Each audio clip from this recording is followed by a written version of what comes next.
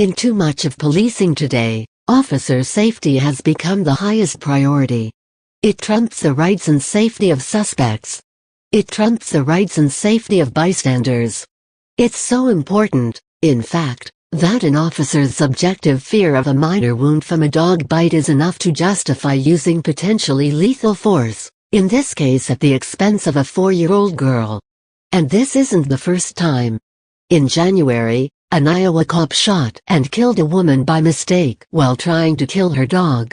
Other cops have shot other kids, other bystanders, their partners, their supervisors and even themselves while firing their guns at a dog. That mindset is then, of course, all the more problematic when it comes to using force against people. Journalist Radley Balco John W. Whitehead piped the Rutherford Institute image. http://wp-content/upload/wp-content/uploads/2016/08/cops-kill-dogs.jpg Dogs. Almost 2 years after the firestorm that took place in Ferguson, Missouri, when a white police officer shot an unarmed black teenager and militarized police descended in a brutal show of force to quell local protests, not much has really changed for the better. Unarmed Americans are still getting shot by police with alarming regularity. SWAT teams are still bursting through doors, terrorizing families and leaving lives and property shattered. In one incident, a Kansas SWAT team erroneously raided the home of 2 former CIA analysts after police observed family members shopping at a gardening store and found loose-leaf tea mistaken for marijuana in the family's trash can. And the military-industrial complex is still making a killing, literally and figuratively, at taxpayer expense from the transformation of small-town police forces, kitted out with Marine-issue camouflage and military-grade body armor, toting short-barreled assault rifles, and rolling around in armored vehicles, into extensions of the military. What has changed is the extent to which Americans, easily distracted by all of the political mumbo-jumbo being bantered around, seem to have stopped paying attention or being outraged about revelations of government corruption, wrongdoing and outright abuse. Part of this ignorance can be attributed to the failure of the mainstream media to report on what's really taking place in the American police state. As the Huffington Post reports, the media has turned its sights to the heated presidential election, burning through the oxygen that had given life to stories about police brutality and reform. Another part of this apathy can be chalked up to a widespread desensitization to police violence, thanks to the growing availability and accessibility of surveillance and camera footage. As Salon points out, the increased visibility of trauma and death at the hands of cops has resulted in the deadening of our collective senses. And yet another part of this indifference seemingly stems from the fact that we just don't value human life as much as we should. How many Americans seem unconcerned about the carnage inflicted on civilians worldwide as a result of the nation's bloody, endless wars abroad?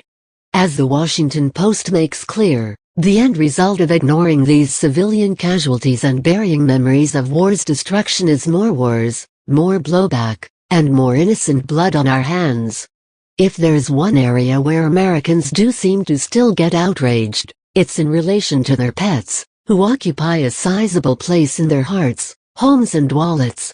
According to newspaper editors, stories about animal abuse often generate more responses from upset readers than articles about violence directed toward humans. Reports from police agencies support the claim that shooting a dog brings more heat down on an agency than an officer-involved shooting of a human. Prepare to be outraged. A dog is shot by a police officer every 98 minutes. The Department of Justice estimates that at least 25 dogs are killed by police every day. The PuppySig database project estimates the number of dogs being killed by police to be closer to 500 dogs a day, which translates to 182,000 dogs a year. Because not all police departments keep track of canine shootings, these numbers vary widely. However, whatever the final body count, what we're dealing with is an epidemic of vast proportions. Incredibly, in 1 out of 5 cases involving police shooting a family pet, A child was either in the police line of fire or in the immediate area of a shooting. The so-called dangerous breeds of dogs aren't the only ones that are being killed in encounters with police either. Journalist Radley Balco has documented countless dog shootings in which a police officer said he felt threatened and had no choice but to use lethal force, including the killing of a Dalmatian more than once, a yellow lab, a Springer Spaniel, a chocolate lab, a boxer, an Australian cattle dog, a Wheaton Terrier, an Akita, a Jack Russell Terrier, a 12-pound miniature dachshund, and a 5-pound Chihuahua. Essentially, police can shoot your dog for any reason or no reason at all. What's more, the general consensus from the courts thus far has been to absolve police from charges of wrongdoing. Conversely, while police routinely receive little blowback for shooting family pets, shooting a police dog can land you in just as much trouble as if you shoot a human being. For instance, a teenager who shot and killed a police dog received a 23-year prison sentence. Outraged yet? Not to worry. I'm just getting warmed up. Spike, a 70-pound pit bull, was shot by NYPD police when they encountered him in the hallway of an apartment building in the Bronx. Surveillance footage shows the dog, tail wagging, right before an officer shot him in the head at point-blank range. Arzi, a 14-month-old Newfoundland, Labrador and Golden Retriever mix, was shot between the eyes by a Louisiana police officer. The dog had been secured on a 4-foot leash at the time he was shot. An independent witness testified that the dog never gave the officer any provocation to shoot him. 7. A Saint Bernard, was shot repeatedly by Connecticut police in the presence of the dog's 12-year-old owner. Police, investigating an erroneous tip, had entered the property, without a warrant, where the dog and her owner had been playing in the backyard, causing the dog to give chase. Duchess, a 2-year-old rescue dog, was shot 3 times in the head by Florida police as she ran out her front door. The officer had been approaching the house to inform the residents that their car door was open when the dog bounded out to greet him. Yana, a 10-year-old boxer, was shot 3 times by Georgia police after they mistakenly entered the wrong home and opened fire, killing the dog, shooting the homeowner in the leg and wounding an investigating officer. Peyton, a 7-year-old black Labrador Retriever, and 4-year-old Chase, also a black lab, were shot and killed after a SWAT team mistakenly raided the mayor's home while searching for drugs. Police shot Peyton 4 times. Chase was shot twice, once from behind as he ran away. My government blew through my doors and killed my dogs. They thought we were drug dealers, and we were treated as such. I don't think they really ever considered that we weren't, recalls Mayor Chaikalvo, who described being handcuffed and interrogated for hours, wearing only underwear and socks, surrounded by the dogs' carcasses and pools of the dog's blood. In another instance, a Missouri SWAT team raided a family home, killing a 4-year-old pit bull Kia. Believe it or not, this time the SWAT raid wasn't in pursuit of drugs, mistaken or otherwise, but was intended to check if the home had electricity and natural gas service. Mind you, these are not isolated instances.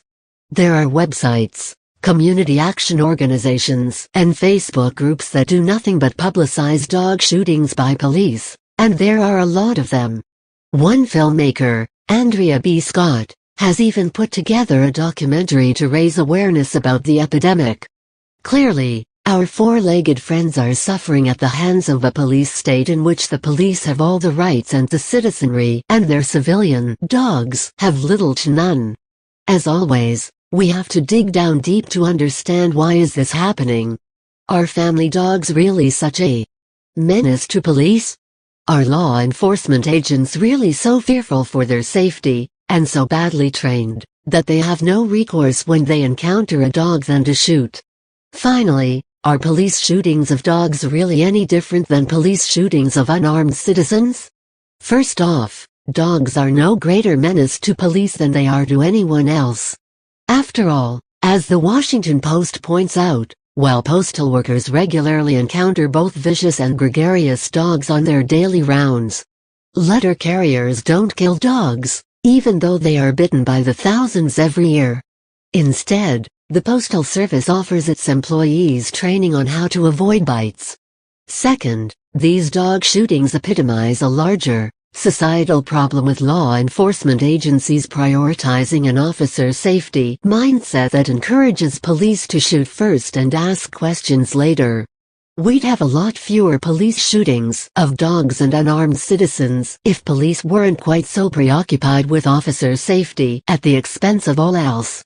As commentator William Norman Grigg pointed out, a peace officer is paid to assume certain risks, including those necessary to de-escalate a confrontation. A veteran deputy with the mindset of a peace officer would have taken more than a shaved fraction of a split second to open fire on a small male individual readily identifiable as a junior high school student, who was carrying an object that is easily recognizable as a toy, at least to people who don't see themselves as an army of occupation, and view the public as an undifferentiated mass of menace.